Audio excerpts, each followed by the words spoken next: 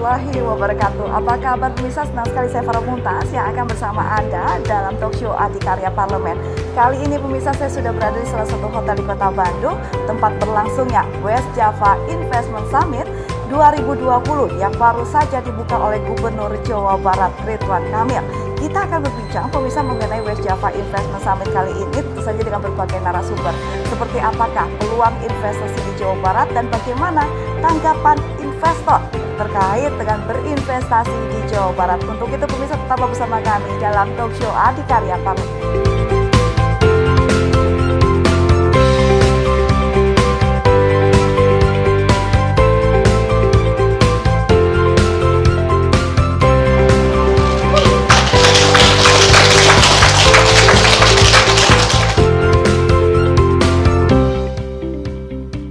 Terima kasih pemirsa, Anda masih bersama saya Farah Muntas dalam talk show Adikarya Parlemen. Di samping saya pemirsa sudah ada Sekretaris Komisi 2 DPRD Provinsi Jawa Barat Bapak Yunandar Eka Perwira yang akan kita ajak berbincang mengenai West Java Investment Summit 2020.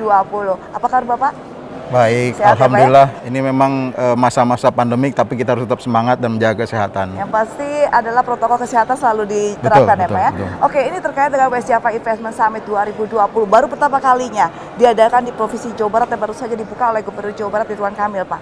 Ini melihat Pak, di tengah pandemi COVID-19 kali ini, Bapak melihat seperti apakah peluang investment West Java Summit di Jawa Barat ini seperti ini? Ya, ini sebenarnya yang kedua kali ya. Yang pertama tahun 2019, West Java Investment Summit itu waktu itu lumayan berhasil karena dibilang sebagai yang pertama kali. Ini yang kedua kali, banyak sekali peningkatannya saya lihat tadi, mulai dari peserta per hari ini pendaftaran sudah lewat 1.000 ya, 1.000 calon investor yang tertarik dengan apa yang ditawarkan, dan ada sekitar 30 proyek yang memang saat ini menjadi tawaran dari Provinsi Jawa Barat, baik yang dari pemerintah maupun swasta.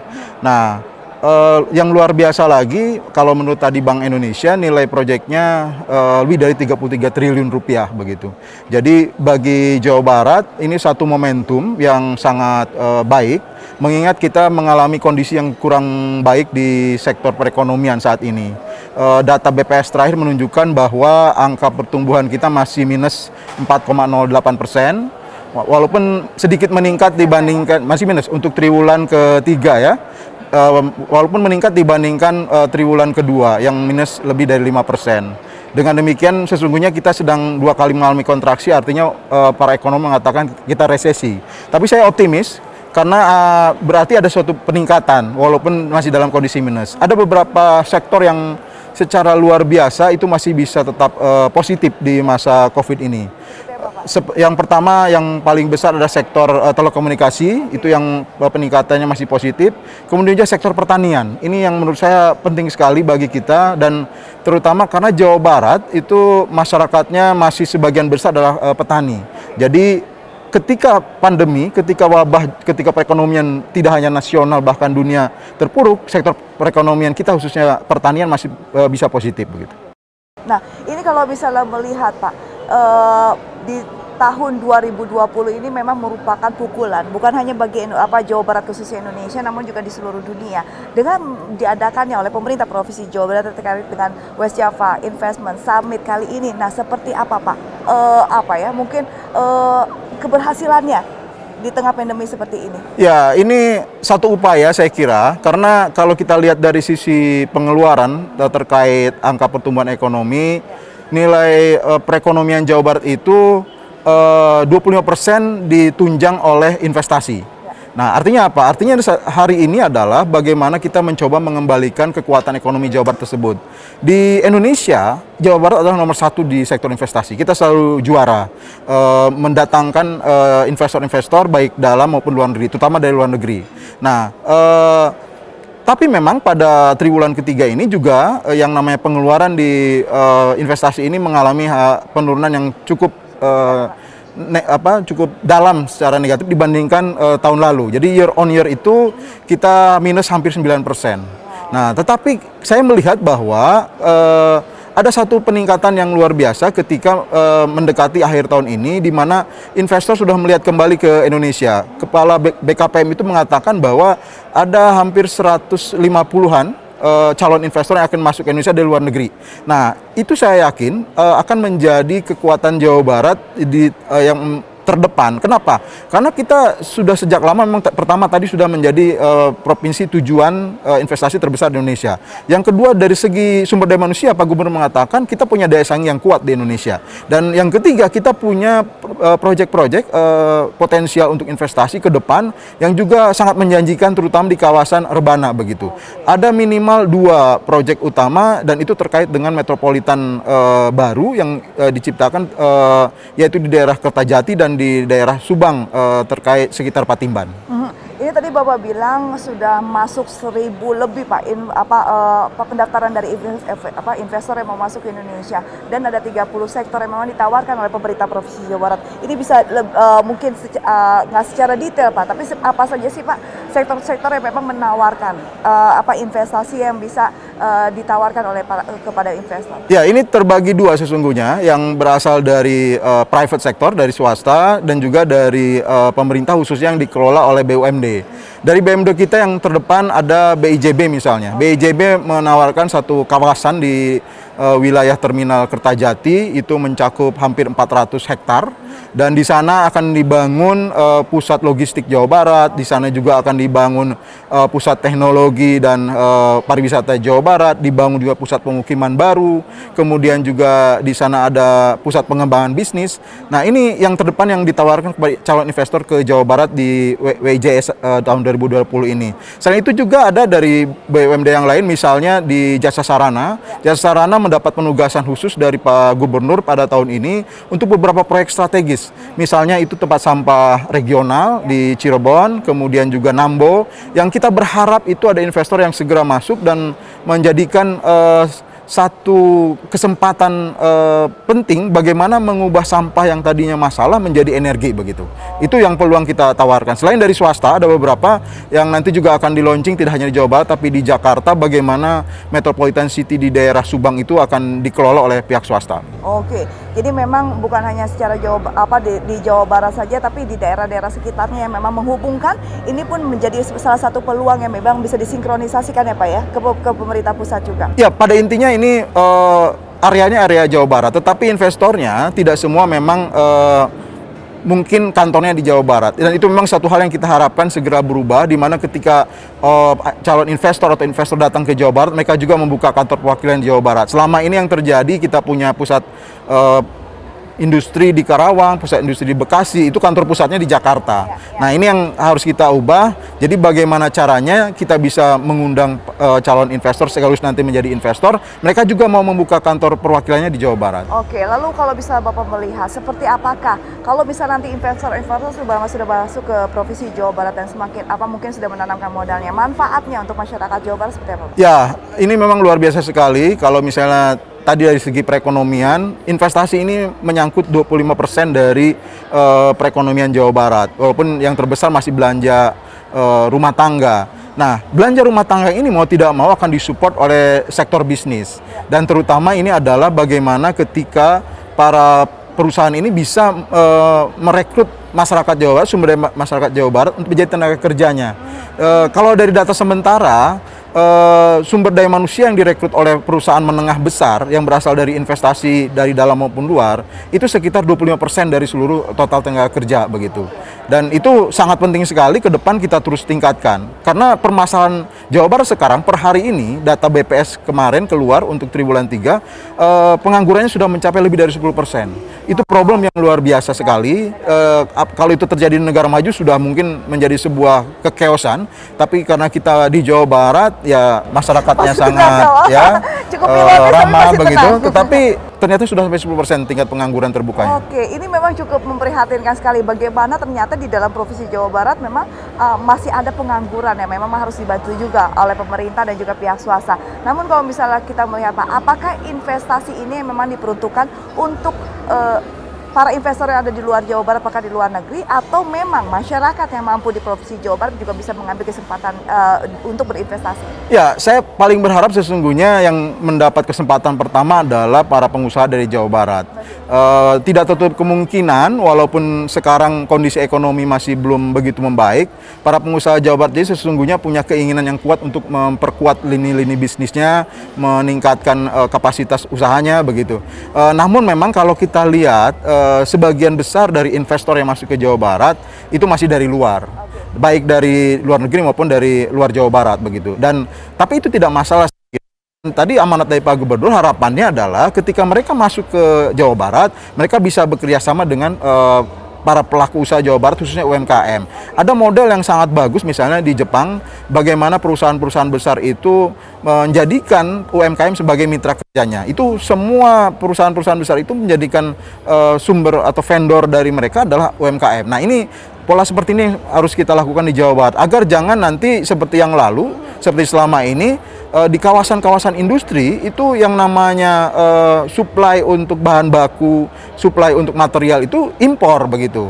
Itu 70% adalah impor. Nah, saya berharap ke depan itu yang bisa digantikan, disubstitusi oleh para pelaku UMKM di Jawa Barat, sehingga kita tidak terlalu besar lagi melakukan impor untuk kepentingan industri ini. Oke, lalu kalau misalnya banyak sekali investor asing yang memang tertarik untuk berinvestasi di Provinsi Jawa Barat, negara-negara mana saja sih Pak yang memang paling banyak nih meminati untuk berinvestasi di Jawa Barat? Ya, memang kita nomor satu investasi di Indonesia, dan kalau tadi informasi dari Pak Gubernur dari pidatonya memang yang terbesar adalah dari Singapura, kemudian dari Korea, ada dari Jepang juga, dan dari Cina terutama. Dan ini yang menjadi 4 besar, dan saya kira tidak tertutup kemungkinan untuk negara-negara lain juga masuk. Misalnya Malaysia juga, saya lihat Malaysia sudah banyak yang menanamkan modalnya di Jawa Barat, terutama di sektor pertanian juga ada begitu ya. Nah, yang penting adalah bagaimana nanti pemerintah Jawa Barat itu bisa memfasilitasi secara baik. Jadi tidak hanya meminta sesuatu kepada calon investor, tetapi juga memberikan sesuatu sebagai pelayanan. Nah, ini yang menurut saya harus kita contoh di Vietnam. Vietnam itu ketika investor ingin masuk ke Vietnam, maka mereka langsung memberikan penawaran layanannya. Apa yang Anda perlukan? Apakah perlu layanan 24 jam, des industrial misalnya, atau kawasan industri khusus yang memang diperuntukkan bagi kepentingan mereka begitu, dan lain sebagainya. Itu saya belum lihat saat ini di Jawa Barat. Saya berharap nanti pemerintah bisa mengalokasikan satu anggaran dan juga satu program bagaimana memfasilitasi setiap calon investor ini dengan baik begitu, sehingga mereka merasa diterima dan dijadikan bagian dari Jawa Barat. Oke, berarti kan tech and give-nya memang harus diterapkan juga ya Pak ya. Namun kalau misalnya Bapak melihat seperti apakah regulasi dari pelayanan khususnya dari pemerintahan ya Pak yang untuk masuk ke investasi yang ada saat ini sudah cukup memuaskankah atau seperti apa? Ya, memang itulah sebabnya kemudian kemarin itu muncul yang namanya Undang-Undang Cipta Kerja ya. Itu salah satu upaya pemerintah pusat agar memotong semua rantai birokrasi sehingga mempermudah. Selain sebelumnya juga ada OSS ya. OSS itu satu sistem online untuk memulai perizinan berusaha dan memulai perizinan investasi. Namun memang di Jawa Barat sendiri, Dinas Penanaman Modal dan Perizinan Satu Pintu ini juga saya lihat ada upaya ke sana. Memang beberapa atau semua sudah online, tapi ada beberapa yang secara teknis harus dikoordinasikan dengan baik dengan dinas teknis terkait ketika melakukan survei lapangan dan sebagainya.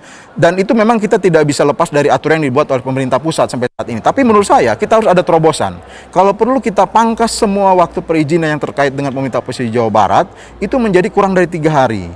Itu saya kira sangat dimungkinkan. Tapi memang harus dengan persiapan yang matang dan juga dengan satu kajian, karena ada beberapa hal terkait penanaman modal ini juga ada dampaknya, baik terhadap lingkungan, terhadap sosial ekonomi dan sebagainya. Nah, itu yang harus ada betul persiapan bagaimana kita membangun satu sistem penanaman modal dan perizinan yang sifatnya sangat efisien, cepat, dan juga ramah bagi calon investor. Oke, lalu kalau misalnya melihat geliat ekonomi, khususnya untuk berinvestasi di Jawa Barat sudah mulai terlihat ya Pak, kalau bisa lihat pendaftaran lebih dari 1.000 ini, lalu bagaimana dengan mungkin pengusaha-pengusaha lokal? Apakah memang dari pemerintah turut menjembatani agar bisa ataupun memberikan kemudahan Pak agar bisa turut berinvestasi? Ya, memang kalau kita lihat pengusaha lokal khususnya di Jawa Barat ini komponen terbesar yang menyumbang perekonomian 50%, bahkan menyerap tenaga kerja 75%. Jadi harusnya perhatian pemerintah memang terlebih dahulu terhadap pengusaha lokal, terutama UMKM. Dari profil UMKM kita itu hampir 70% adalah kelompok mikro, dan ini butuh perhatian yang memang berbeda dengan ketika seperti memberikan pelayanan terhadap investor begitu. Mikro ini artinya ya semua adalah harus dianggap sebagai konsumen yang memang punya kemampuan terbatas. Nah, artinya lebih banyak kepada pelayanan yang sifatnya memberikan subsidi, memberikan insentif begitu ya, dibandingkan bagi investor ya akan lebih dari itu. Tapi saya berharap memang untuk para UMKM ini ada satu hal yang diprioritaskan, terutama apa? Terutama ketika mereka diberikan pasar, baik itu dari belanja pemerintah maupun ketika mereka didorong untuk masuk ke pasar digital misalnya, yang sekarang mungkin masih bisa berjalan walaupun sedang dalam pandemi COVID ini. Oke, lalu seperti apa sih Pak yang memang harus dipersiapkan oleh pemerintah kepada masyarakat ya Pak, agar tentu saja masyarakat bisa turut andil, bukan hanya sebagai penonton? Ya, masalahnya ketika informasi dari teman-teman pengusaha, terutama dari pengusaha yang terhimpun di HIPMI, ini masalah knowledge. Knowledge itu artinya kemampuan dari para pengusaha di Jawa Barat, khususnya yang tadi mikro kecil ini. Pemerintah harus punya satu keinginan kuat, satu upaya yang kuat, bagaimana meningkatkan knowledge dari para pengusaha kecil dan mikro ini. Karena kalau itu tidak berhasil dilakukan, sampai kapanpun kita tidak bisa bersaing. Nah, termasuk juga ketika melakukan proses digitalisasi. Bagaimana mereka masuk ke dalam marketplace itu harus ada pembinaan dari pemerintah. Atau lebih bagus lagi adalah pemerintah menciptakan marketplace khusus untuk para pelaku mikro kecil di Jawa Barat. Begitu. Oke, baik. Kita melihat bagaimana Pak, nanti seperti apakah investasi yang ada di Provinsi Jawa Barat tentu saja untuk menggerakkan perekonomian lebih maju lagi ya Pak. Kita harus jeda pariwara terlebih dahulu, jadi pemirsa tetaplah bersama kami dalam Talkshow Adikarya Pak.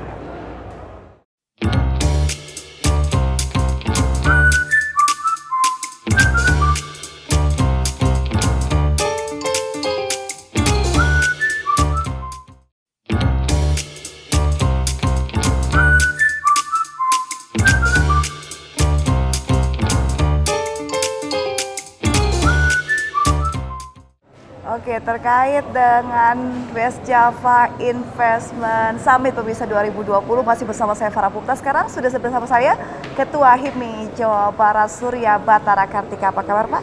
Sehat, alhamdulillah. Ini terkait dengan West Java Investment Summit 2020. Kalau misalnya dari HIPMI Jawa Barat, seperti apa melihat peluang usaha atau juga peluang investasi di Jawa Barat saat ini? Yang pertama yang perlu saya sangat apresiasi adalah terkait dengan keberlangsungan acara West Java Investment Summit kali ini ya, yang luar biasa menurut saya.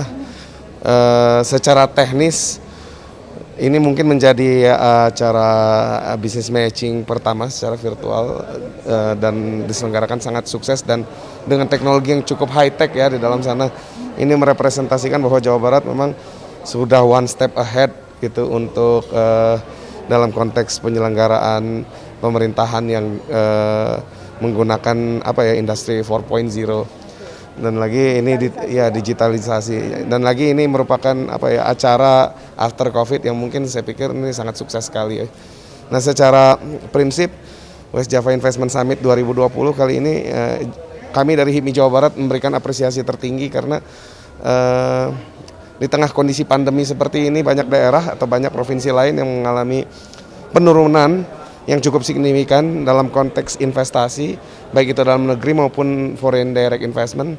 Tapi Jawa Barat tetap menjadi primadona investasi di Indonesia, menjadi yang tertinggi dan kalau terbesar. Kalau bisa dari HIPMI Jawa Barat sendiri melihat peluang usaha di Jawa Barat seperti apa sih Pak? Nah, kalau dari HIPMI sendiri melihat konteks investasi ini sangat-sangat antusias, dan mungkin HIPMI ingin sekali menjadi mitra strategis dari pemerintah untuk ikut memudahkan investasi yang terjadi di Jawa Barat. Kenapa?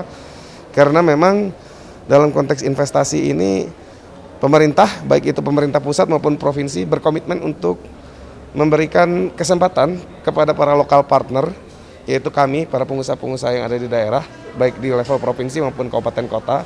Dan itulah yang membuat kita sangat antusias menunggu realisasi dari investasi-investasi yang ada di Jawa Barat ini. Oke, untuk West Java Investment Summit 2020 kali ini banyak sekali investor yang datang dari luar negeri. Betul. Nah, seperti apa tanggapan HIPMI selaku organisasi pengusaha muda di Jawa Barat khususnya ini melihat peluang tersebut? Bagaimana HIPMI berkolaborasi?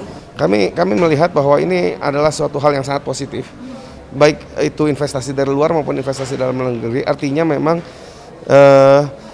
tanah Jawa Barat ini luar biasa subur, luar biasa menarik, dan juga SDM-nya juga luar biasa memberikan daya tarik tersendiri sehingga memunculkan banyak peluang investasi. Dan tentunya bila mana kami para pengusaha muda yang tinggal di Jawa Barat dan berusaha di Jawa Barat ini menjadi suatu hal yang sangat positif untuk membuka peluang-peluang baru ya bagi kami ya, untuk ikut terlibat, bukan hanya menonton, tapi Terjun dari langsung mulai lapangan. dari mulai perencanaannya, konstruksinya, kemudian supply chain-nya Oke. dan distribusinya nanti Dan realisasinya pastinya. realisasinya. HIPMI akan mengawal statement dan janji-janji pemerintah tersebut. Oke, harapannya seperti apa Pak? Harapannya dapat segera direalisasi. Kami paham bahwa segala sesuatunya butuh proses. Satu hal mungkin sudah terlewati terkait dengan Undang-Undang Cipta Kerja, banyak hal yang sudah disimplifikasi, dan kami berharap segera terrealisasi proses pembangunan dan operasional.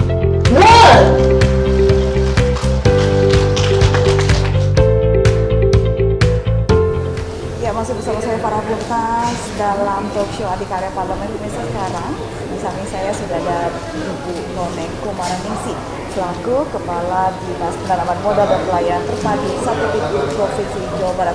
Ibu, baru saja ya, ini kita mengikuti West Java Investment Summit 2020. Kalau misalnya Ibu melihat sendiri ya Bu ya, terkait dengan West Java Investment Summit, sebenarnya tujuan dari DPMP TSP melaksanakan mengadakan acara tersebut seperti apa Bu tujuannya? Yang pertama sebetulnya adalah menarik para investor, itu yang utama ya, menarik para investor melalui promosi investasi seperti itu. Dan alhamdulillah kita dianggap mungkin berhasil lah ya, alhamdulillah, karena ini mungkin summit pertama kali yang virtual di masa COVID ini. Ada partisipasi dari 10 negara. Ya, dan sekarang sedang mengikuti market sounding itu, kita menggelar one on one meeting sampai 1434 ya, 104 kepada para investor. Kemudian yang keduanya adalah launching Rebana. Launching Rebana merupakan destinasi investasi baru di Indonesia, khususnya di Jawa Barat. Itu meliputi 7 kabupaten, walaupun tidak seluruh total kabupatennya, jadi beberapa kecamatan dalam satu kabupaten, tapi 7 kabupaten yang ada di dalamnya. Cirebon, Indramayu, Kuningan, Subang, Sumedang, dan Majalengka. Kemudian yang ketiganya, tujuan ketiganya, kita highlight untuk PJIS tahun ini untuk sektor trade dan pariwisata, perdagangan dan pariwisata, karena 2 sektor tersebut merupakan pengungkit tercepat dari pertumbuhan ekonomi. Jadi mudah-mudahan bisa cepat recovery perekonomian kita yang sekarang ini ya. Oke, agak benar, sulit terpuruk karena seperti itu, pandemi betul. COVID-19. Namun kalau misalnya ya, tadi sudah ini kan merupakan tahun kedua ya Bu ya, sebelumnya tahun 2019 dan juga sekarang tahun 2020. Kalau misalnya Ibu lihat dari tahun ke tahun, dari ke tahun 2019 ke tahun 2020, peningkatan seperti apa Bu dengan adanya West Java Investment Summit seperti ini? Ya. Mungkin sulit dibandingkan karena 2019 adalah masa normal ya. Tetapi kalau melihat optimisme serta minat dari investor sangat menggembirakan. Pak Gubernur mungkin tadi menyebutkan ada 380 triliun investasi, itu terdiri dari 4 kategori sebetulnya. Jadi satu yang realisasi sampai triwulan ketiga itu 86 triliun yang ranking ke-1 itu. Kemudian yang kedua yang sedang berjalan tetapi belum direalisasikan, sudah mendapat izin dan sebagainya. Kemudian yang ketiganya yang tertarik kepada proyek-proyek yang sekarang sudah ada keberminatan dari para investor. Yang terakhir yang signing yang memang kita batasi juga karena karena tempat ya, sebetulnya bukan karena tempat, karena nggak boleh banyak. Iya, benar cukup memang harus dibatasi ya Bu ya, mengikuti protokol kesehatan. Namun kalau misalnya tadi Ibu bilang yang menjadi fokus utama pada tahun 2021 mendatang adalah trading dan juga pariwisata. Negara-negara mana saja Bu yang memang sudah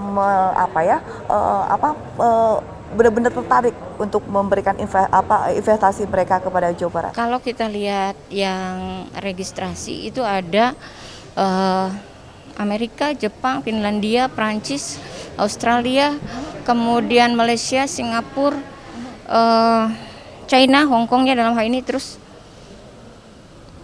10 ya. Abu Dhabi saya lihat. Oke, jadi memang sudah mulai ada ketertarikan dari mereka. Namun kalau misalnya kita lihat sendiri Bu, pada sebelum-sebelumnya banyak sekali investor yang menarik investasinya dari provinsi Jawa Barat ke provinsi Jawa Timur dan juga Jawa Tengah ya Bu ya. Nah, apa yang membuat dari provinsi Jawa Barat untuk benar-benar bisa memberikan daya tarik tersendiri bagi para investor untuk beralih ke provinsi Jawa Barat? Ya. Sebetulnya sampai posisi triwulan 3 Jawa Barat masih tetap ranking ke-1 di Indonesia. Sebetulnya pilihan rasional memilih Jawa Barat, pertama tadi produktivitasnya baik, ya kan? Kita mempunyai penduduk yang sangat banyak. 50 juta itu juga merupakan pangsa pasar yang luar biasa. Benar. Kemudian kita mempunyai sekolah-sekolah yang keren lah ya, perguruan tinggi yang baik-baik di Indonesia itu adanya di sini, dan itu merupakan sumber gitu buat untuk ekspor dan SDM dan sebagainya. Kemudian infrastruktur kita juga kan sangat baik. Betul. Oke, baik. Satu pertanyaan terakhir Bu, apa harapannya dengan diadakannya West Java Investment Summit 2020? Sesuai dengan tujuan tadi, target kami adalah menarik sebanyak-banyaknya minat investor, dan keduanya menyampaikan kepada seluruh dunia kita punya kawasan destinasi investasi yang siap untuk masuk pasar investasi. Oke, ini semoga sukses dan Bu. tentu saja pertumbuhan ekonomi kita membaik, itu 3 kelihatan harapannya. ekonomi di Jawa Barat semakin membaik ya Bu ya. Baik, ini semoga sukses Bu untuk DPMP TSP terkait dengan adanya West Java Investment Summit. Kebetulan kami dari perwakilan investor, stakeholder yang datang di 2020 dan kami juga hadir di 2019 kemarin. Untuk summit sekarang cukup challenge ya, karena secara virtual dan juga offline. Kalau bicara offline, kami senang sekali dilibatkan secara langsung berhubungan dengan beberapa stakeholder dan organize dari DPMP TSP Dinas Jawa Barat. Dan sejauh ini kita cukup senang dengan adanya Summit WJIS 2020 ini, dan harapan besar untuk Jawa Barat bisa bersinergi dengan kami. Ini saya rasa acara yang cukup bagus ya, karena kalau saya dari perwakilan investor, ini saya baru datang untuk pertama kali. Walaupun saya sendiri sebenarnya sudah berinvestasi juga di Bandung ya, terutama di Bandung gitu. Yang sebenarnya saya sendiri bukan warga Bandung, pendatang juga gitu. Tapi dengan adanya seperti ini kita semakin melihat banyak peluang sebenarnya di Jawa Barat. Itu yang cukup menarik untuk saya bisa bersama teman-teman yang dari luar Jawa Barat untuk bisa berinvestasi di sini. Ya, kalau saya sangat mengapresiasi program sejenis ini, dan harapannya ke depannya untuk Jawa Barat Investment Forum ini bisa dilakukan follow-up setelah acara gitu. Sehingga ketika tahun depan kita punya program-program yang lebih banyak bisa direalisasikan. Ya pemirsa, baru saja Anda menyimak langsung perbincangan saya dengan narasumber terkait dengan West Java Investment Summit 2020. Tentu saja harapannya cuma satu, dengan masuknya investor ke Provinsi Jawa Barat bisa membuka lapangan pekerjaan dan tentu saja menggerakkan perekonomian di Provinsi Jawa Barat. Akhir kata pemirsa, saya Farah Muntas mewakili seluruh kerabat kerja petugas pamit undur diri. Wassalamualaikum warahmatullahi wabarakatuh. Sampai jumpa.